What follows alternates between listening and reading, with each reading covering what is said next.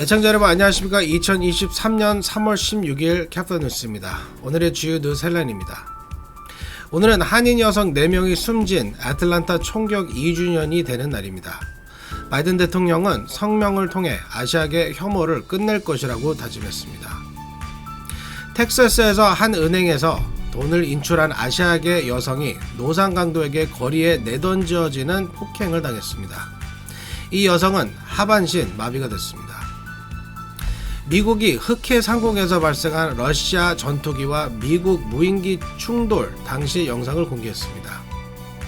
실리콘밸리 은행 사태로 중소은행에 대한 불안감이 커지고 있습니다. 예금이 대형 은행들로 대거 이동하고 있습니다. LA 교사 노조가 오는 21일부터 3일간 파업해 LA 통합교육 산하 모든 학교들이 폐쇄됩니다. 폭우가 예지면서 남가주 가뭄이 대부분 해소돼 야외 물사용 금지 조치가 해제됐습니다. 펜티날을 함유한 가짜 약들이 대량 유통되고 있어 사망하는 청소년들이 속출하고 있습니다. 이상은 오늘 전해드릴 주요 뉴스 헬라인들입니다. 3월 16일 목요일 캐프뉴스 지금부터 시작합니다. 여러분, Let's go! 자신의 주택을 소유하는 것은 꿈을 이루는 것이기에 많은 캘리포니아 주민들이 코로나19 이전에는 모기지를 절대로 미납하지 않았습니다. 팬데믹은 우리 모두에게 큰 타격을 입혔습니다. 우리는 새롭게 시작할 수 있습니다. 코로나19 기간 동안 모기지를 미납했었다면 캘리포니아 모기지 구제 프로그램이 여러분의 주택을 지켜내는 데 도움이 될 수 있습니다. 미납금을 만회하도록 구제금을 대출기관에 직접 지불합니다. 수수료도 없고 되갚을 필요도 없습니다. 자격이 되는지 지금 알아보세요. carelief.org. 네, 오늘의 첫 소식입니다. 2년 전 아틀란타에서 벌어졌던 총격 참사 기억하십니까? 마사지 샵에서 일하는 한인 여성 4명이 총에 맞아 숨지는 끔찍한 총격 사건이었습니다. 오늘은 애틀란타 총격 2주년이 되는 날입니다. 바이든 대통령이 오늘 성명을 내고 아시아계 혐오를 끝장낼 것이라고 다짐했습니다. 피터장 기자가 보도합니다. 바이든 대통령은 한인 여성 4명의 목숨을 앗아간 애틀란타 총격 사건 2주년인 오늘 총기 폭력, 아시아인 혐오 및 모든 종류의 인종차별과 극단주의라는 오래된 재앙에 반드시 종지부를 찍을 것이라고 말했습니다.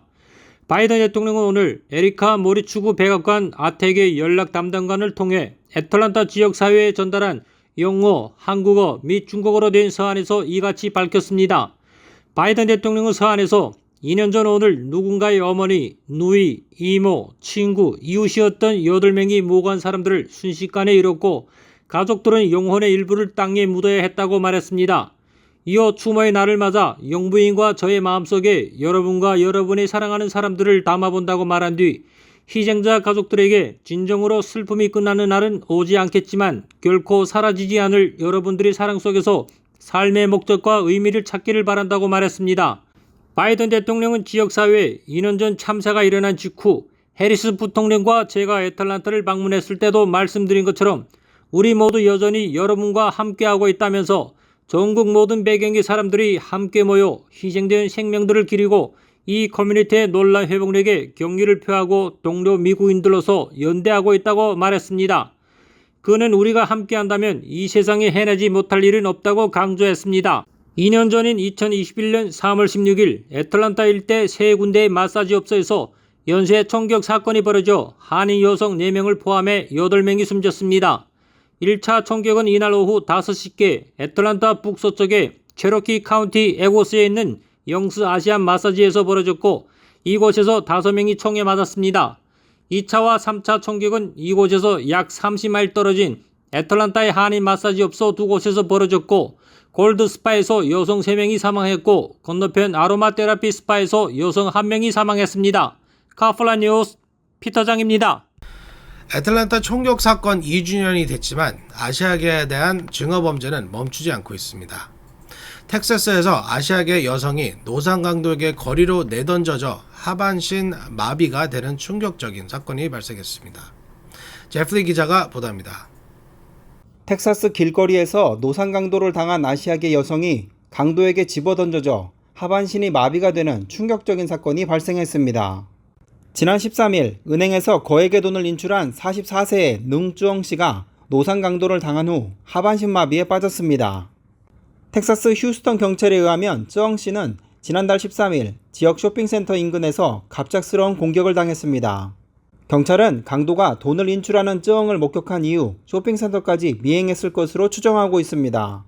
공개된 CCTV 영상에서 강도는 쯔엉을 덮쳐 쓰러뜨린 후 떨어진 물건을 들고 달아나려 했습니다. 이때 강도는 달아나려다 말고 돌아와 쯔엉의 몸을 번쩍 들어 포장도로에 내동댕이 쳤습니다. 경찰은 강도가 애초에 몰포했던 물건이 아닌 다른 물건을 훔친 것을 깨닫고 2차 폭행을 가한 것으로 보인다고 밝혔습니다. 쯔엉의 가족은 쯔엉이 4,300달러의 현금을 강도당했으며 바닥에 내팽개치는 과정에서 척추가 손상돼 하반신 마비에 빠지게 됐다고 밝혔습니다. 의료진은 쯔엉의 왼쪽 다리로 가는 신경이 손상됐으며 정상적으로 다시 걸을 수 있는 확률이 50% 정도라고 언급한 것으로 알려졌습니다. 휴스턴 경찰은 주변 CCTV 영상을 추가로 확보해 법인을 추적하고 있습니다. 지금까지 카플라 뉴스 제플리였습니다. 냉전 이후 처음으로 흑해에서 충돌한 미국과 러시아가 당시 상황을 놓고 서로 엇갈린 설명을 내놓고 있는 가운데 오늘 미국이 당시 영상을 전격 공개했습니다. 피터장 기자가 전해드립니다. 미군 무인기가 러시아 전투기와 충돌해 추락한 사건을 두고 미국과 러시아가 책임 공방을 벌이는 가운데 미군 당국이 당시 영상을 공개했습니다. 미군 유럽사령부는 오늘 러시아 전투기 수호이 27이 미국 무인기 MQ-9에 접근하면서 연료를 뿌리는 모습이 담긴 42초 분량의 동영상을 공개했습니다. 동영상은 지난 14일 흑해 상공에서 수호이 27 한 대가 뒤쪽에서 MQ-9에 접근하면서 연료를 방출하는 장면이 담겼습니다. 이 전투기는 연료를 뿌리면서 MQ-9 위로 비행했으며 이때 무인기의 영상 정보 송출도 신호 방해로 잠깐 끊겼습니다. 동영상에는 수호이 27의 2차 접근도 담겼습니다. 수호이 27은 이때도 연료를 방출하면서 접근해 무인기 위로 지나갔는데 무인기와의 거리는 훨씬 더 가까웠습니다. 이후 수호이 27이 무인기와 부딪혔는데 이때 약 60초간 카메라 송출이 차단됐다고 미군 유럽사령부는 밝혔습니다. 앞서 미군 유럽사령부는 지난 14일 흑해 상공에서 러시아 수호이 27 두 대가 MQ-9 근접 비행했으며 이 중 한 대가 MQ-9 프로펠러와 부딪히면서 MQ-9가 결국 추락했다고 밝힌 바 있습니다. 이에 대해 러시아 국방부는 당시 러시아 전투기는 공중적 무기를 사용하지 않았으며 무인기와 접촉하지 않고 안전하게 기지로 귀환했다며 부인했습니다. 패트릭 라이더 국방부 대변인은 오늘 브리핑에서 동영상 공개 이유를 묻는 말에 이번 사건의 경우 러시아가 어떤 행동을 했는지 보여주기 위해 이미지를 제공하는 것이 중요하다고 봤다고 말했습니다.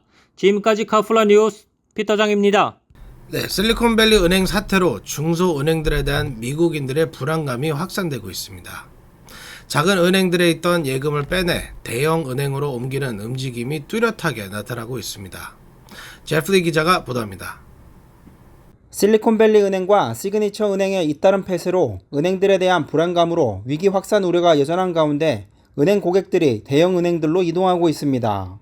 미국 금융시장 전문가들은 지난주 실리콘밸리 은행 위기설 이후 뱅크 오브 아메리카, 웰스파고, 시티그룹 등의 예금이 크게 늘어났다고 밝혔습니다. 재무부 고위 관계자에 따르면 지역 중소은행들은 고객 이탈이 다소 완화됐지만 여전히 예금 유출로 어려움을 겪고 있습니다. 한 소식통은 지난 한 주 동안 시티그룹은 자산관리, 중소기업 대출 등 전반에 걸쳐 계좌 개설에 속도를 높이고 있다고 전했습니다. 실리콘밸리 은행 파산 사태가 발생하면서 중소은행으로 위기가 확산할 수 있다는 우려가 커지자 더 안전하다고 여겨지는 대형은행으로 고객들이 몰리는 것으로 분석됩니다. 블룸버그는 익명의 소식통을 인용해 이번 사태 와중에 미국 2위 은행인 뱅크 오브 아메리카에 유입된 예금 규모가 150억 달러 이상으로 이번 사태의 최대 수혜자 중 하나라고 전했습니다. 위기가 확산될 수 있다는 우려 속에 고객들이 대마불사에 대한 믿음으로 큰 은행들로 자금을 옮겨놨다는 것입니다. 또 정확한 규모가 공개되지는 않았지만 미국 1위 은행인 JP모건에도 수십억 달러 규모의 자금이 들어왔고 시티그룹, 웰스파고 등 다른 대형 은행에도 평소보다 많은 예금이 몰린 것으로 알려졌습니다.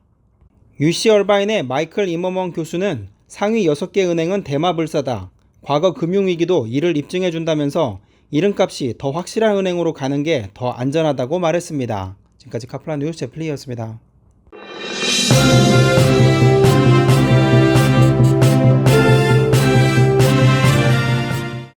네, LA 교사 노조와 교육부의 협상이 결렬돼 교사들은 오는 21일부터 파업하기로 했습니다. 직원들 노조도 파업을 결정해 이날부터 3일간 공립학교들이 폐쇄됩니다. LA 통합교육부가 산하교사와 교직원들이 오는 21일부터 사흘간 파업을 하기로 했습니다. 이에 따라 LA 통합교육국 산하 초, 중, 고교가 문을 닫게 돼 킨더에서 12학년까지 학생 43만 명이 등교할 수 없게 됩니다. 전국에서 두 번째로 큰 교육구인 LA 통합교육구 교직원 노조는 그동안 업무에 대한 존중, 더 나은 조건, 그리고 임금 인상을 놓고 협상을 이어갔지만 진전이 없었다고 밝혔습니다. LA 통합교육구 소속 초중고등학교는 가정통신문 등을 통해 학생들 가정에 3일간 학교가 폐쇄된다고 전했습니다. 이딴 폭우로 피해도 많았지만 가뭄이 해소되는 효과도 있었습니다. 남가주 수자원 당국이 야외 물 사용 제한 조치를 해제했습니다. 제니박 기자가 보도합니다. 11차례에 걸쳐 쏟아진 폭우로 인해 남가주 지역의 3년 가뭄이 상당 부분 해소됐습니다. 남가주 메트로폴리탄 수자 원국은 어제 LA와 벤츄라, 샌버나디노 카운티 등에 발령한 물 사용 제한 긴급 명령을 해제한다고 밝혔습니다. 이에 따라 이들 지역 700만 주민들은 더 이상 물 사용에 대한 제한을 받지 않게 됐습니다. 수자 원국의 물 사용 제한 조치는 지난해 6월부터 시행돼 야외 물 사용을 일주일에 하루로 제한하거나 정해진 용량 안에서만 사용할 수 있게 했습니다. 수자 원국 아단 오르테타 의장은 지난 9월간의 시간이 지역사회에는 큰 희생이었음을 알고 있다며 모두의 노력으로 물 사용량 35% 감소 목표를 달성했다고 말했습니다. 다만 수자 원국은 기후변화로 인해 건조한 날씨가 언제든지 다시 계속될 수 있다며 물을 아껴 써달라고 주민들에게 당부했습니다. 수자 원국은 2020년부터 지난해까지 3년간이 캘리포니아 역사상 가장 건조한 기간이었다고 전했습니다. 하지만 지난해 말부터 시작된 겨울 폭풍이 많은 비를 몰고 와 고갈된 저수지를 채우는 데 도움을 줬다고 설명했습니다. 최근 3개월간 반복된 폭풍우가 곳곳에 홍수와 산사태, 단전 등 적지 않은 피해를 줬지만 한편으로는 가뭄을 해소하는 데 크게 기여한 것으로 보입니다. 카서뉴스 샤리하겠습니다. 네, 다음 뉴스입니다. 처방약과 똑같은 모양으로 제조된 펜트널 함유 가짜약이 중고교에 대량 유통되고 있어 청소년들의 사망이 속출하고 있습니다. 텍사스주 플레이노시 교육당국에 따르면 이 지역의 중고등학교 학생들이 최근 펜트날을 함유한 알약을 복용해 숨지는 사고가 잇따라 발생했습니다. 플레이노시에서는 최근 6개월간 중고생 3명이 펜트날 복용으로 잇따라 사망했습니다. 숨진 학생 중에는 14살 소년도 있습니다.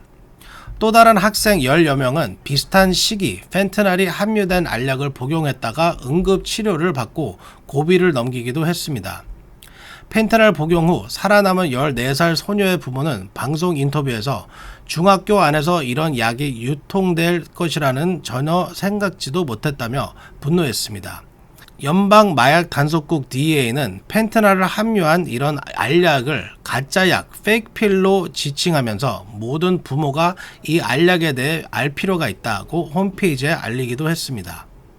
DEA에 따르면 최근 마약범죄 조직들이 이 알약을 합법적인 처방약과 비슷한 모양으로 대량 생산해 미국 내에서 유통하고 있습니다. DEA는 이 가짜 알약이 oksycodone, 하이드로코돈, 알파졸람 등 합법적인 약과 비슷한 모양을 띠고 있다면서 아주 흡사한 모양의 두 알약 사진을 비교해 게시하고 있습니다. 또 DEA 연구소의 작년 분석 결과 시중에 유통되는 이들 가짜약 10개 중 6개가 한 알만으로도 생명에 치명적인 용량의 펜트널을 함유하고 있다고 설명했습니다. DEA는 가짜약은 소셜미디어와 전자상거래 플랫폼에서도 판매되고 있어 미성년자를 포함해 누구나 쉽게 접근할 수 있다며 부모들의 각별한 주의를 당부했습니다.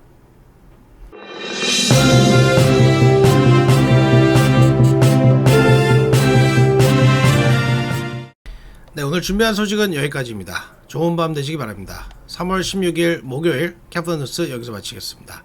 감사합니다.